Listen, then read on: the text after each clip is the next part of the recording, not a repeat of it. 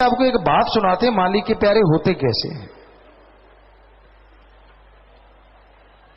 कबीर साहब के पास, कबीर साहब को बहुत से संतों का भी गुरु कहा जाता है, समझदार को इशारा काफी है, बहुत ही उच्च कोटि के मालिक के भेजे हुए अवतार।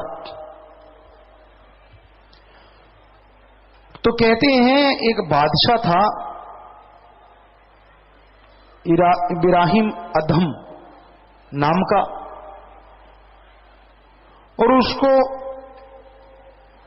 अंदर से भावना जाग गई कि मैंने रूहानियत का, सूफियत का नजारा लेना है, मैंने भक्ति करनी है। वो ढूंढने लगा अफगानिस्तान साइड में, कहीं इधर उधर, कहीं भी कोई नहीं मिला। तो आखिर में किसी ने बताते बताते बताते बताते कबीर साहब का पता चला, और लोगों ने बताया कि वहां अहंकार या राजापन मत बनना, नॉर्मल आदमी बन के जाना अगर नजारे लेने हैं तो वो नॉर्मल आदमी बन के गया। देखा कबीर साहब ने, उनको पहचाना, जानते नहीं थे, मिले नहीं थे, लेकिन कबीर साहब ने देखा भाई आप कोई बादशाह हैं या कोई बड़े आदमी हैं।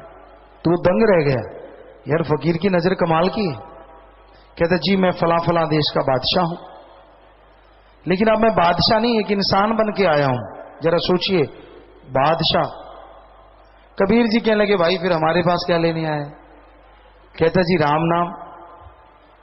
कबीर जी हंस के कहने लगे मैं जुलाहा हूं, खेस दरियां बुनता हूं, ये सूत काटना पड़ता है, इसे रंगना पड़ता है, इसे सुखाना पड़ता है, बाद में खेस दरियां बनवानी होंगी। तू है बादशाह, तू नहीं कर सकता, ये कर पाएगा ऐसा? बादशाह कहने लगा आप कृपा करें तो क्या नहीं हो सकता। कबीर जी को खुशी हुई कि बड़ा दीन और बड़ा झुका हुआ एक नम्रतापूर्ण संवाद किया बादशाह ने। कहने लगे ठीक है, रुको फिर आप हमारे घर में। अब रोज सारा सूत काटना, उसको रंग करना, उसको फिर सुखाना, फिर उसको गड्डी में लगाना, फिर खेस दरियां बुनना। पंजाबी जी कहते राजे दी भूतनी भुल गई, बुरा हाल हो गया उसका। उसको तो होश नहीं रहा किसी चीज का। 5-6 महीने हुए, लोई जो कबीर जी के घर से थी, तो करते करते वो सोचा करे कि इसको इतने महीने हो गए, अब ये कबीर जी गुरुमंत्र नहीं देती। कुछ साल हुए, कबीर जी को कहने लगी साईं जी आप इनको गुरुमंत्र क्यों नहीं देते। कबीर जी मुस्कुराए, कहने लगे अभी ये इसका बर्तन काबिल नहीं हुआ। तो वाद विवाद संवाद कर लेती थी, एक तो पति थे उनके और एक गुरु थे।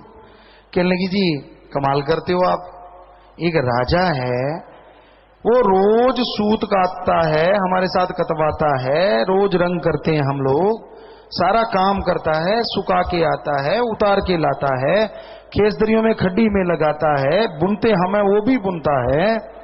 एक बादशाह इससे ज्यादा और क्या झुकेगा। कबीर जी मुस्कुराए, कहने लगे लोई तूने परीक्षा लेनी है फिर। कहते हाँ। कहता ठीक है, बाल्टी में ये मिट्टी घोल ले। मिट्टी घोल ली। कहते बादशाह नीचे से गुजरे ना तो उसके सिर पे डाल देना। बादशाह के सिर पे डाल दिया, और बादशाह के सिर पे मिट्टी डली। मिट्टी को झाड़ता हुआ बोला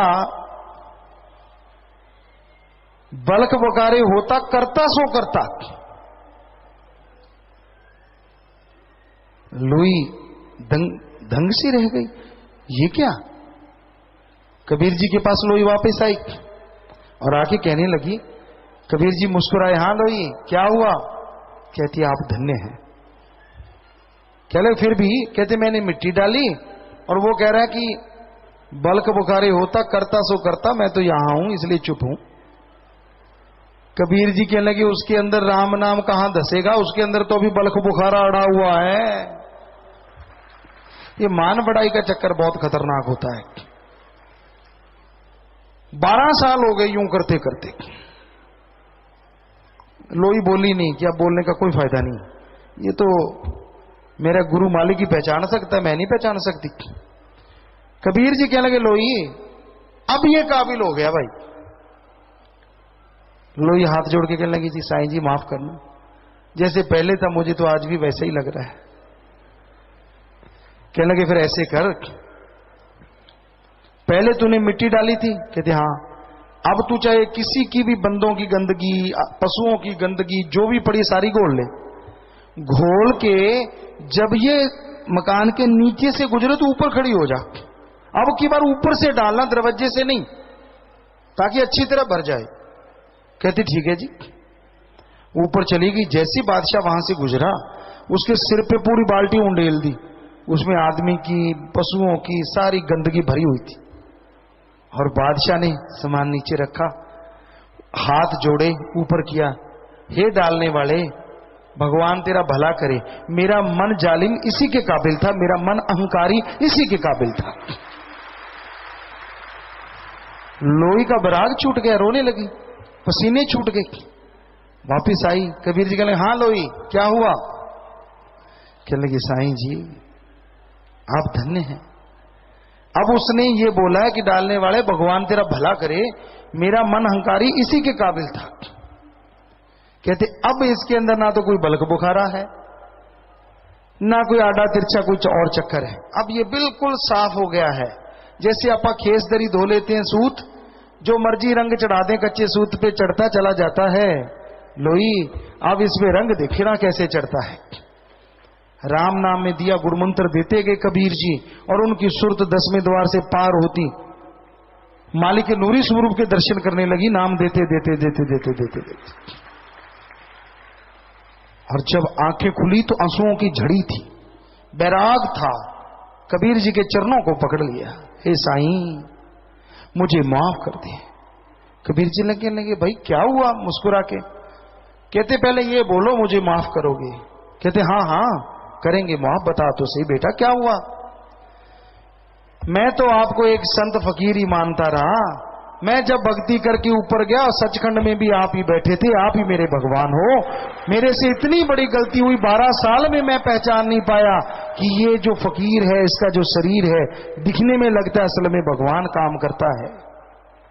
कबीर जी कहने लगे किसी को मत कहना, जिसकी आंख होती है उसी को पहचान होती है, दूसरों के लिए इसका कोई मूल्य नहीं होता। कबीर जी कहने लगे अब तू वापिस जा, तेरा यहां तेरा दिल करेगी। अब तू भक्त बन गया है, सुमन करते रहना, भक्ति करते रहना, दीनता नम्रता पकड़ के रखना।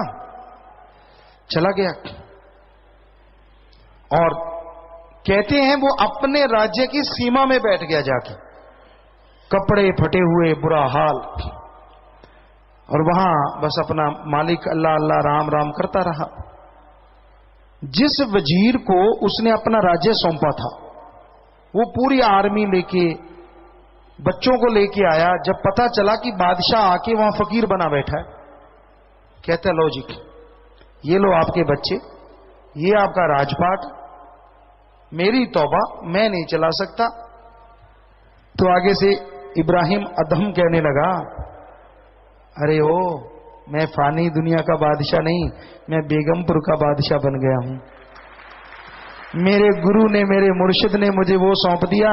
अरे ये बादशाह क्या चीज है, मैं तो ठोकर मारता। वजीर कहने लगा आप तो ठोकर मारते हैं, मेरे तो गले में आफत है।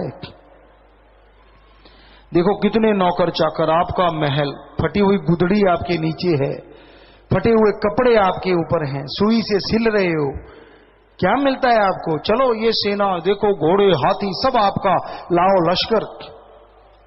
इब्राहिम आदम मुस्कुराया, कहने लगा अच्छा तेरी सेना हर काम कर लेती है? कहता हाँ, सुई थी हाथ में, सुई मारी समुंदर में चक। कहता वजीर आला तेरी सेना को कहे मेरी सुई ढूंढ के ला दे। समुद्र में सुई फेंक दी, समुद्र में तो आदमी ना मिले। अब वजीर ने कहा बादशाह की मानता नहीं, कहीं और ही ना गड़बड़ हो जाए। उसने लगाया अपने वजीरों को, सबको कोई किनारे में ही फेंकी है, तो नीचे से मिट्टी मुट्टी निकाल के लाए, लगे रहे 2-4 दिन, जितने दिन लगना था, सुई नहीं मिली। तो फकीर मुस्कुराया, वो बादशाह जो था, कहने लगा क्यों वजीर आला, क्या हुआ? क्या तौबा, हे साईं हम नहीं ढूंढ सकते ये। अजी समुद्र में आपने सुई फेंकी, जान की मुआफी हो, समुद्र में तो हाथी फेंक तो वो ना मिले, सुई कहां से मिलेगी? कहने लगे बस ऐसे लाव लश्कर लेके घूम रहा, बनता बादशाह इतना बड़ा। कहते अभी देख मैं करता हूं प्रार्थना अपने बादशाह से। तवज्जो दी, मालिक को याद किया, तवज्जो दी, अंदर से एक मछली निकली, छलांग मारी फकीर की झोली में और मछली के मुंह में सुई, सुई पकड़ी, मछली को वापस भेज दिया। कहता ये ले, अब बोल तेरी बादशाहत बड़ी कि मेरे वाली? वजीर भी उसका मुरीद हो गया, सारी सेना ने गुरुमंत्र ले लिया, नाम ले लिया, आगे मालिक जाने। इतनी हिस्ट्री में नहीं जाती।